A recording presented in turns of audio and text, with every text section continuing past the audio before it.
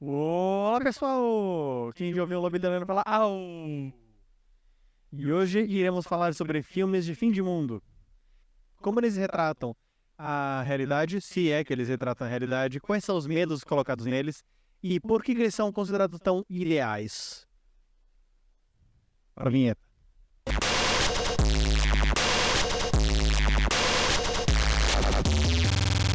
Não faz muito tempo que Neves foi chamado para ir no Rio de Janeiro para fazer uma consultoria para o filme de fim de mundo. Porque o que os comunistas normalmente dizem sobre filmes de fim do mundo é que eles são muito idealistas. O que eles querem dizer com isso é que eles não levam em consideração o materialismo da realidade.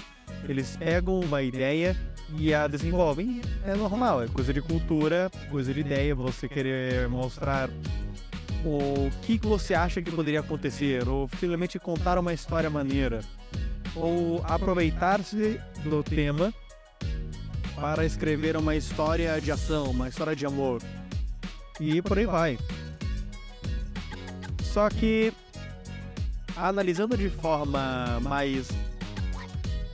como é que se pode falar? Mais terrena, mais material. O que a gente pode ver é que filme de fim de mundo geralmente é muito lelé da cuca. Seja porque eles pegam uma única característica e a elevam à última potência, seja porque eles são completamente mentirosos, mas afinal é um filme, eu tô lá. Se o filme é mentiroso, eu também tô lá para me divertir com a mentira. Mas quando é para retratar o que de fato poderia acontecer, ou alguma coisa que seria mais interessante de se conversar, eles falham em mostrar o seu ponto. Uma coisa que eu pude perceber de coisas que poderiam acontecer no final de mundo é que eu percebi que nenhum desses filmes mostra remédios. Ou pelo menos a falta de remédios. Pois a partir do momento em que uma economia paralisa, uma economia mundial paralisa, ou a partir do momento em que você não tem mais a produção de remédios, você meio que tá bem ferrado. Pois hoje em dia, uma boa qualidade de vida que a gente possui é graças aos avanços da medicina. E mesmo que a gente tenha que comprar um monte de remédio caríssimo para conseguir viver, e eu chamo isso de corrente, vou fazer ainda um vídeo sobre isso. O problema é que nós ainda precisamos de remédios para viver.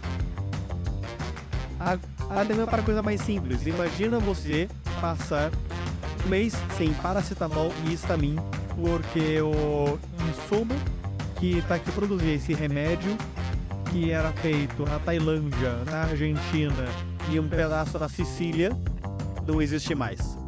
Esses exemplos foram bem aleatórios, mas é para você ter uma noção de como funciona a globalização.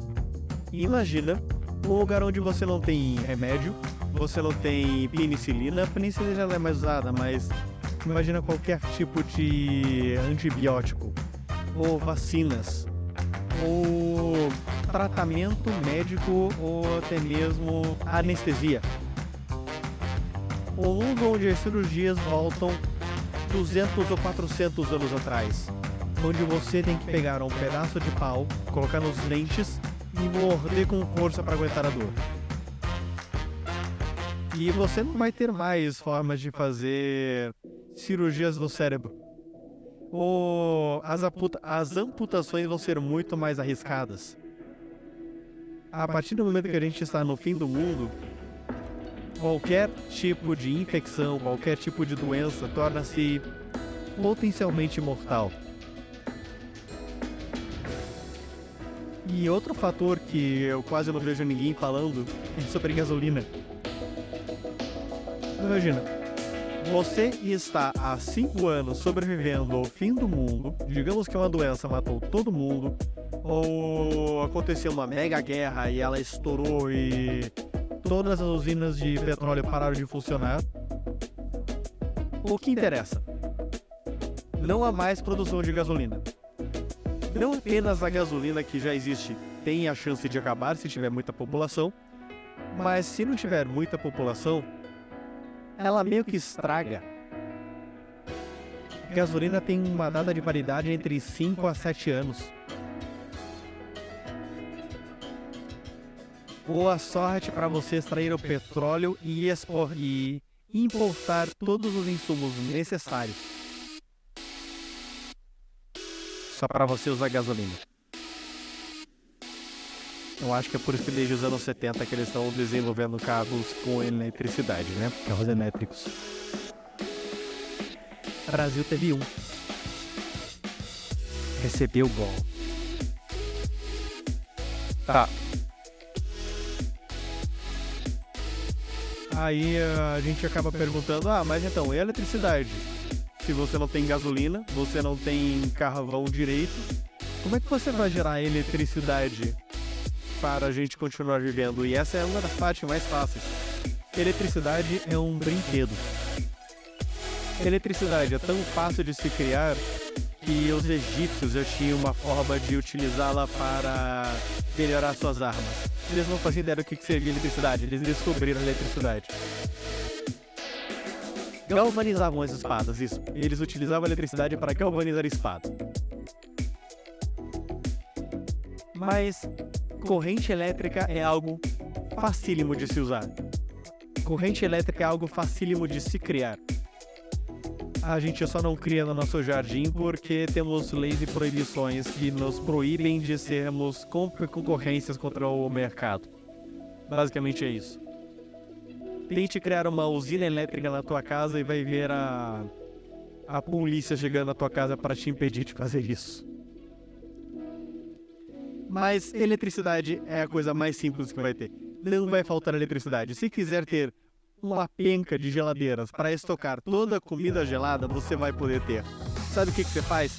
Você vai na usina elétrica de Itaipu, você aprende como funciona todo o mecanismo, você aprende como funciona e como operar a usina, e eu acho que se você for lá com a tua família ou com um grupo de amigos, em umas 10 ou 20 pessoas você consegue criar uma sociedade pequena, mas que funciona com eletricidade para a vida inteira.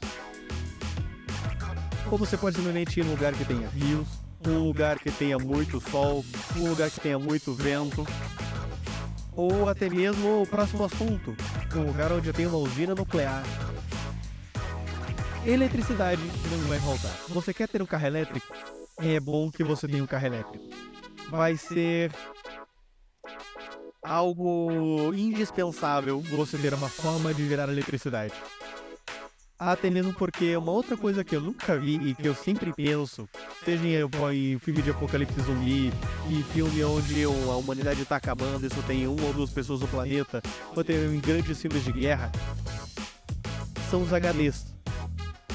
HD, pessoal, forma de conhecimento. Em um HD cabe tanto espaço de dados que você consegue colocar, sei lá, umas 50 bibliotecas. Do HD antigo, aquele lá que tinha, sei lá, 100 GB. O HD de 2 teras, de 8 teras hoje, eu acredito que consiga armazenar dentro dele em forma de letras e caracteres. Por favor, não me coloque imagens, eu não estou falando de imagem nem de vídeo, eu estou falando de caracteres, estou falando de livro. Todas as bibliotecas do planeta, com todos os livros do planeta, eu acredito que caibam dentro de uma única caixinha metálica de HD de 8 tera. Sabe onde estão estocadas essas informações? Num lugarzinho chamado nuvem. Sabe o que é a nuvem? A nuvem são uma penca de computadores e processadores que servem para fazer com que os outros computadores do mundo todo consigam se conectar e ter acesso a informações. E também para estocar informações. É lá onde os sites estão colocados, é lá que os programas são escritos para que o Facebook, o YouTube funcionem. Se o mundo acabar, a gente tem que preservar a todo custo os servidores.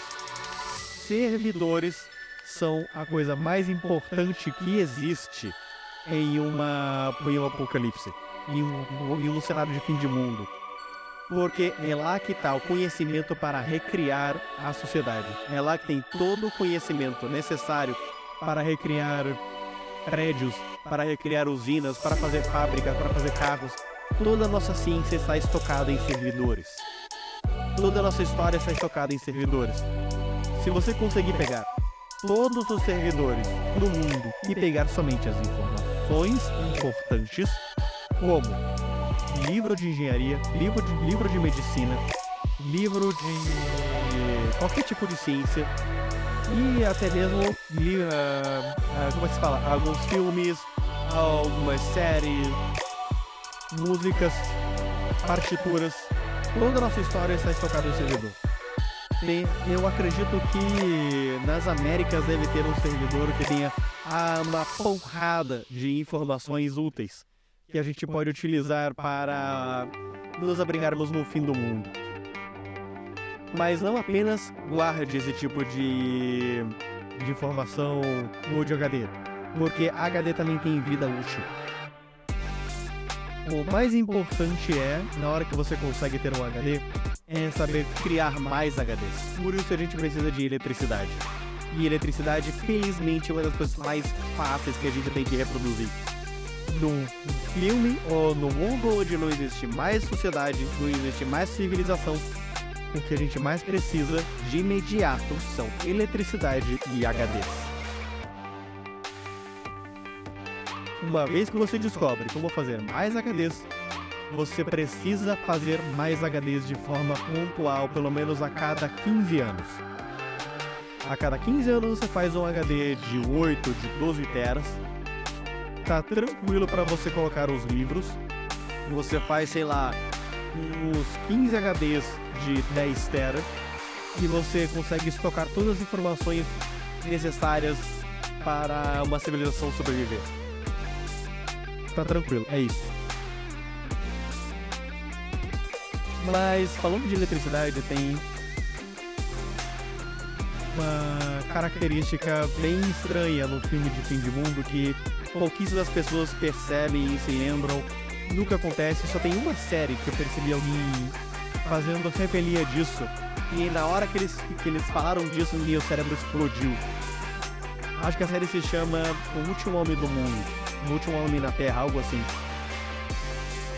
O problema é que o planeta, a partir do momento em que não há mais seres humanos, tem uma bomba relógio. Tem tic-tac a partir do momento em que usinas termonucleares, usinas que sejam de potência nuclear, usinas atômicas, precisam ser desligadas. Ou pelo menos precisam ser colocadas de uma forma em que não vão gerar problemas. O decaimento dessas usinas precisa ser impedido. Se vocês se lembram por que a usina de Chernobyl e Fukushima explodiram, foi porque o sistema de resfriamento acabou dando falha, o que criou uma sobrecarga de temperatura, o que fez com que tudo explodisse e fosse pelos ares. As razões foram diferentes para cada um dos casos, mas o problema básico foi sempre o mesmo. O sistema de resfriamento não deu certo.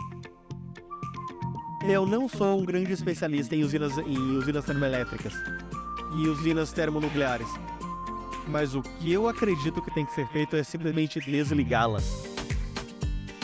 E eu não sei se é apenas desligá-las, mas desmontar seus núcleos, tirar a parte radioativa de uma usina e colocá-la de uma forma segura para o resto da humanidade não morrer através dessa radiação e poder reutilizar uma vez que a sociedade for reinstaurada.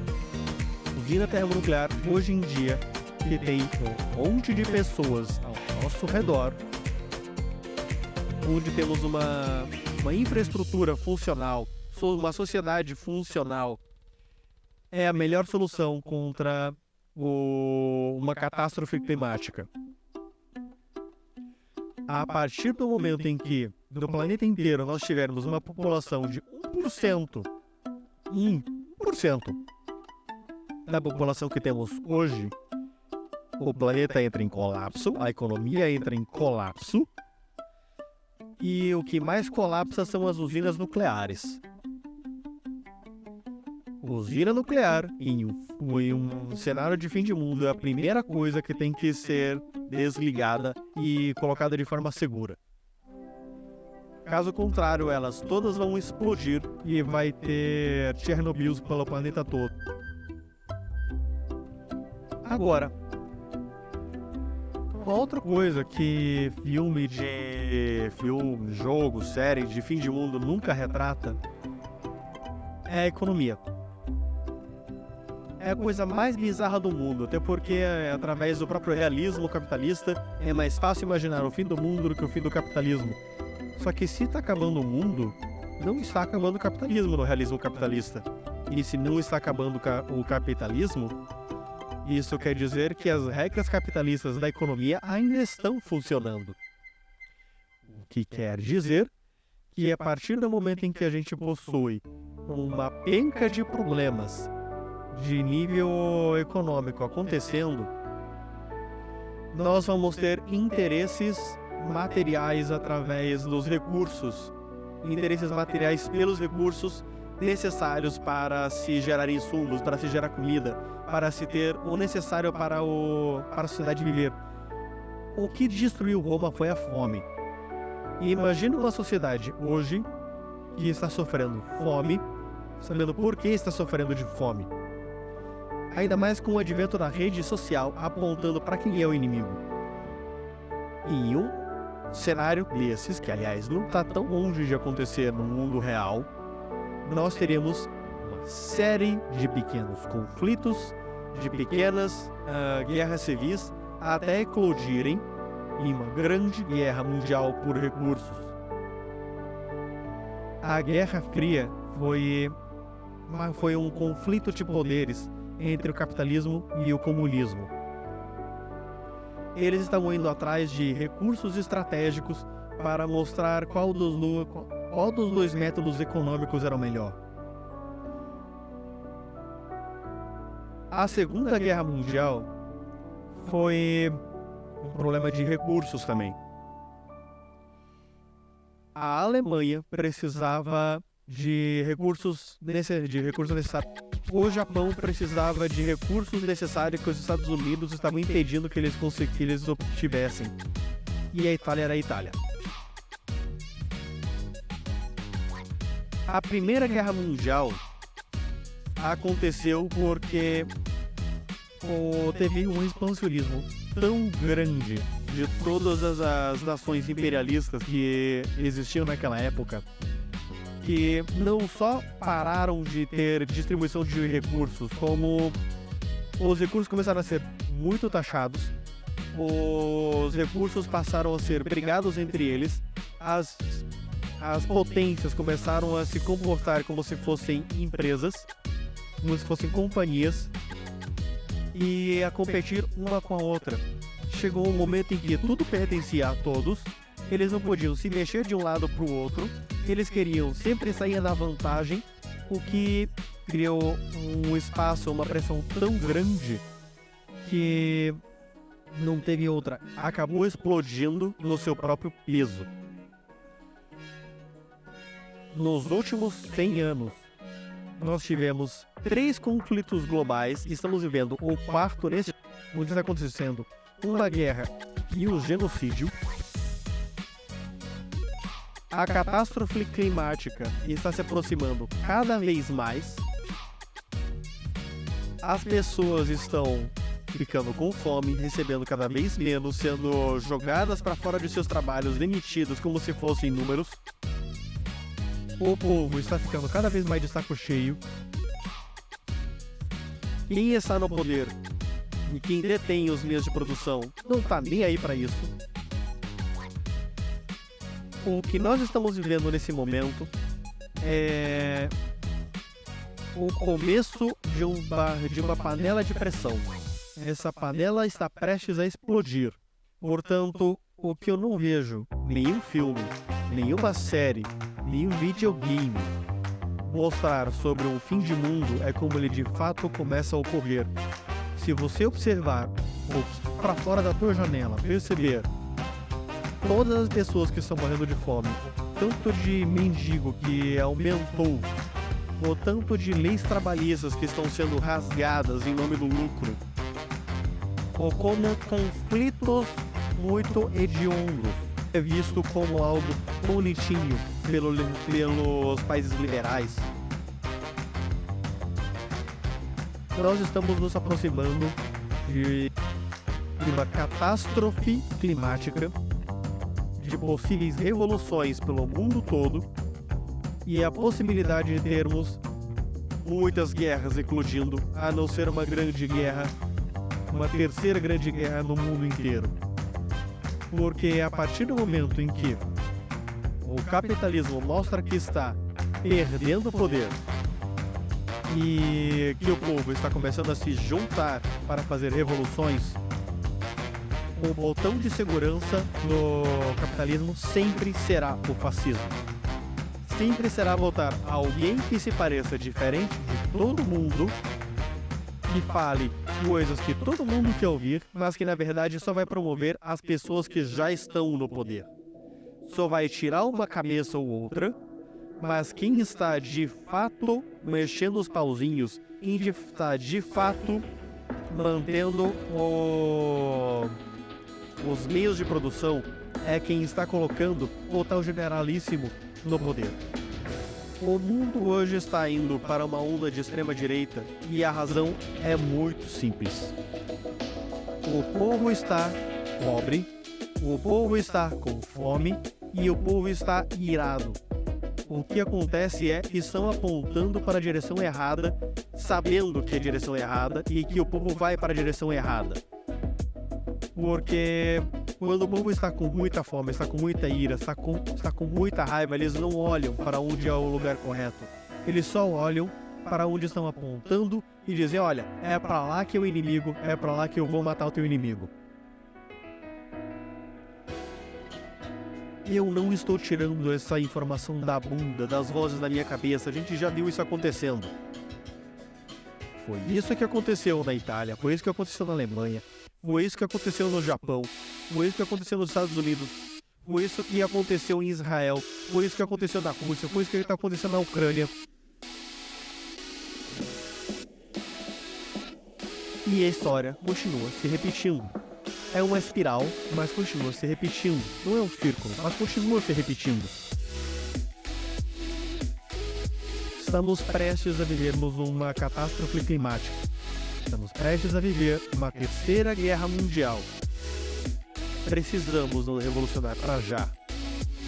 É por essa razão que filmes, séries e games que mostram um mundo apocalíptico jamais serão materialistas, porque eles vão mostrar exatamente o que está acontecendo na nossa história. Os únicos dois filmes que chegaram perto de demonstrar como funciona isso foram Matrix, quando demonstraram o pico da nossa sociedade, ou pelo menos o pico que existia lá mais ou menos nos anos 2000, nos anos 90, na nossa sociedade naquela época, e como aconteceu tudo, e Não Olhe Para Cima. Quando você assiste Não Olhe Para Cima, você vê que a catástrofe que está se aproximando cada vez mais a passos mais largos e ninguém liga. A mídia não liga. As informações são mentirosas. E o governo, o mercado sempre dizem, não liguem para isso, continuem consumindo. É aí que acontece. Pessoal, olhe ao seu redor. Livros. Obrigado, até a próxima.